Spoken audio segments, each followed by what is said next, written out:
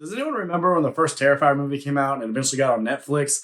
And slowly there was this groundswell of people seeing this thing and just being absolutely rocked and shocked by it, to where you had people online like really going at each other's throats about the merits of this movie, if it even had any. Some thought it was just a mean-spirited shock schlock, and other people thought it was like this new cutting-edge slasher movie that felt like its own thing, but was also a callback to the 80s. The practical effects were real, and there was also a debate about Art the Clown and this character and the potential. Could this be a new horror icon? Some people said hell no, some people said hell y'all.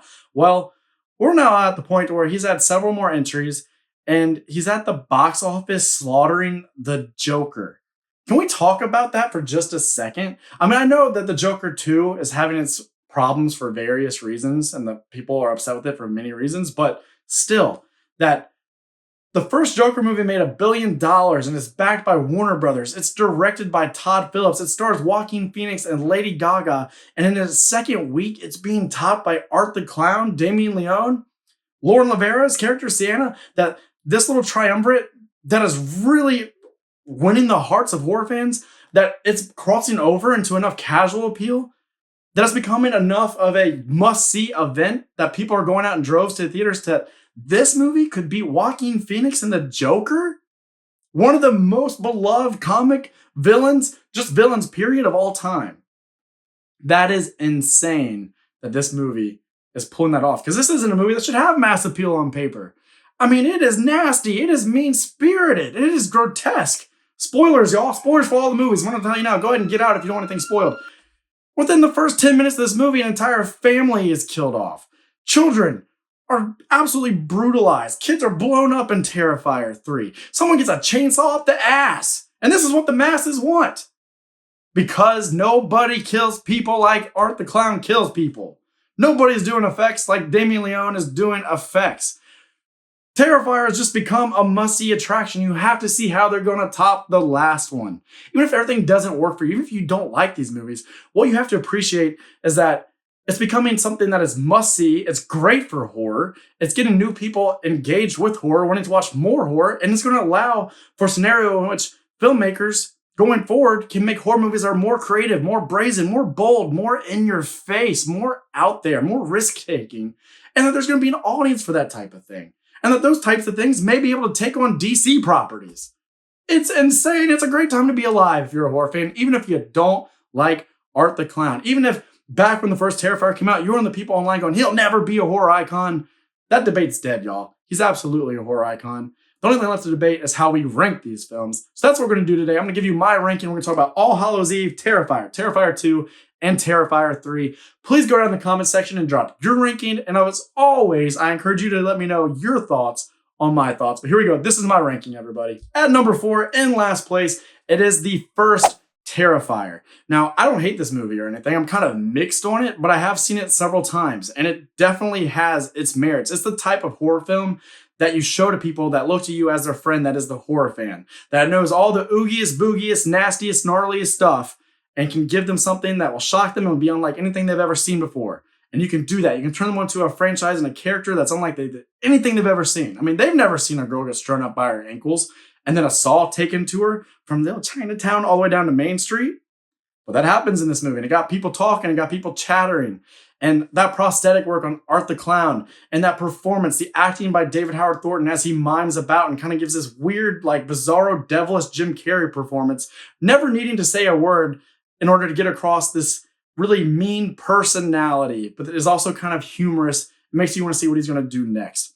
The reason this isn't last for me is that, to me, this movie is maybe the least interesting of all the entries, because All Hallows Eve is an anthology film that has different segments that take on kind of different types of horror. So that's obviously very interesting to take in. And that movie has really great like Halloween night atmosphere. I think it kind of beats the Halloween atmosphere of this movie.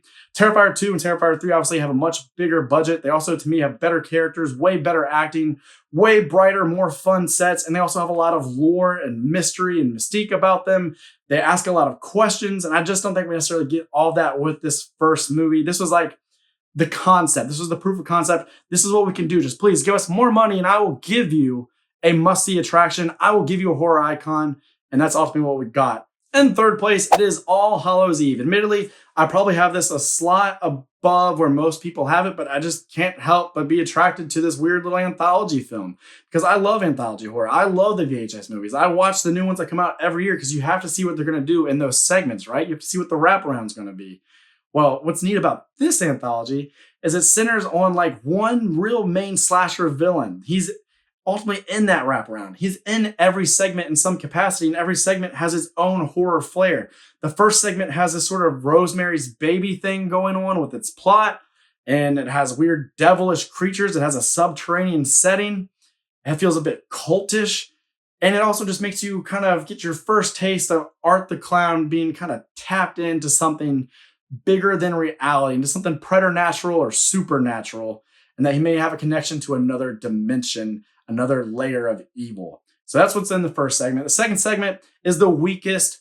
It's this kind of like alien story. It's about a woman who moves into a new home. She's home alone. She's telling her friend on the phone that her husband keeps painting pictures of this weird clown man, and he's blacking out. He has no recollection of why he's doing this, but he just keeps painting him. This clown looks awful and mean and evil.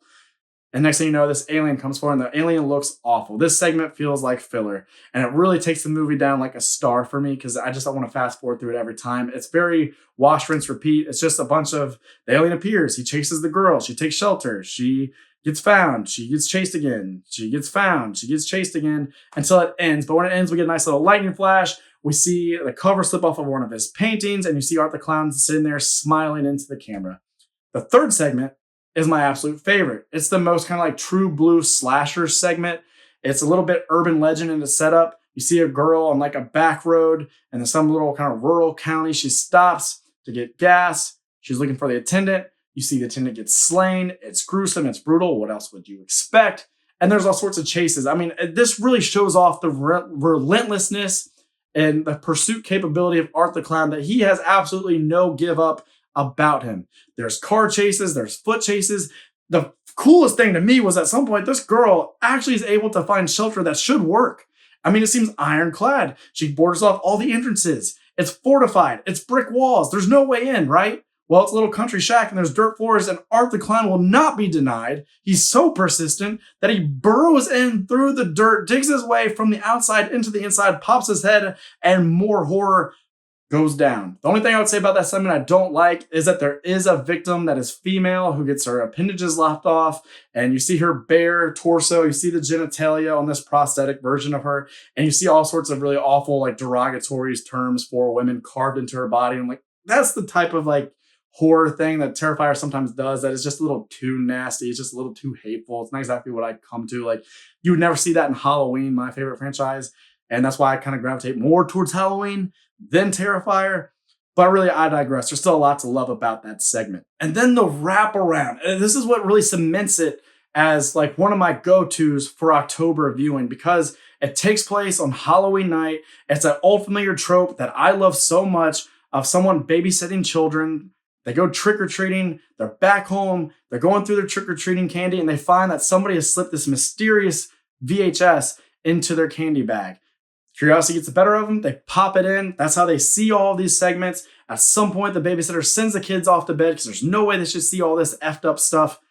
And then you see Art the Clown on the screen, and the woman's realizing, wait a second, what I'm seeing on that screen, that's the living room I'm in. He's behind me, and she turns, and he's not there. But then back to the screen, it's her and it's Art. And there's kind of this like interplay, this back and forth, until eventually, of course, Art does show up in that living room. And I won't spoil what happens from there, but I'll just say it gets pretty thrilling, and it goes places that we would ultimately see again in Terrifier 3. So if you haven't seen it, I think All Hallows Eve is worth checking out. Yes. Number 2 is Terrifier 3.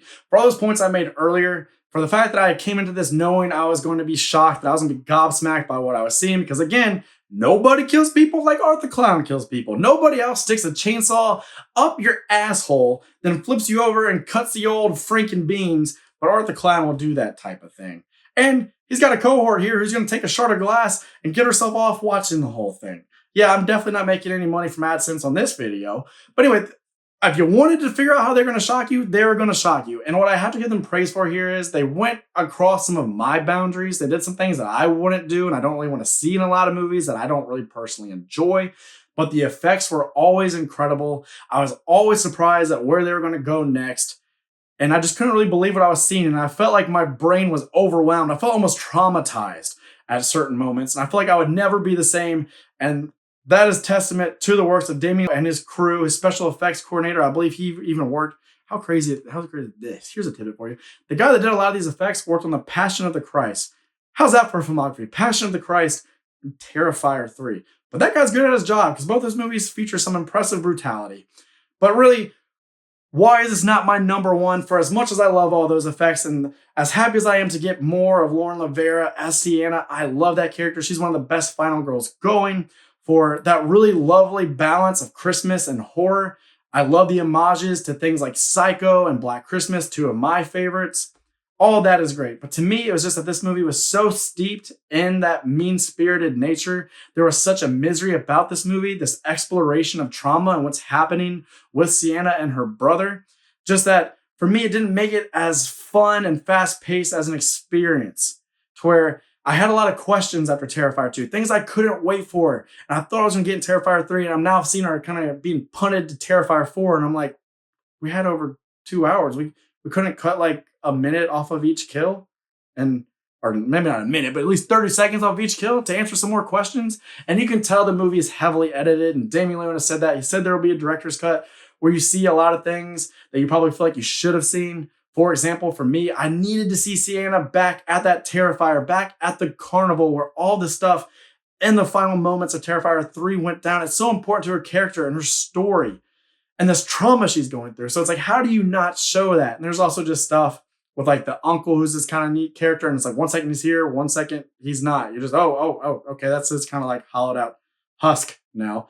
There's a lot of stuff that I feel like is cut up and we're just jumping. And I'm like, you know what? Maybe if we did less stuff like freezing the rat and looking at the insides of a dead rat when we're already mutilating human beings, and we just focus on our characters, because we're getting great acting from Lauren Levera. If we just focused on that and the story and the emotion a little bit more, and we answered a few more of the questions, I think we would get to the places that we keep being teased and we keep pushing off the Terrifier 4. So that being said, absolutely a splatterfest, absolutely impressively messed me up. Definitely stuck with me. Definitely had images that kept popping up in my head at night. And it's definitely something I'll watch again, probably in December's to come. Because like I said, they did such a good job of creating a new Christmas horror movie.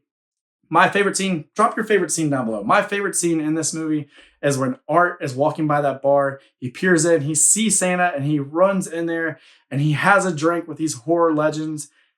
And there's just great camaraderie about them, great rapport. I thought the acting choices by these gentlemen in the bar was great. I thought the line deliveries were great. I love the balance of Art being kind of childlike and naive to then him pissing on Santa and showing how mean-spirited and showing that kind of prankster capacity that he has.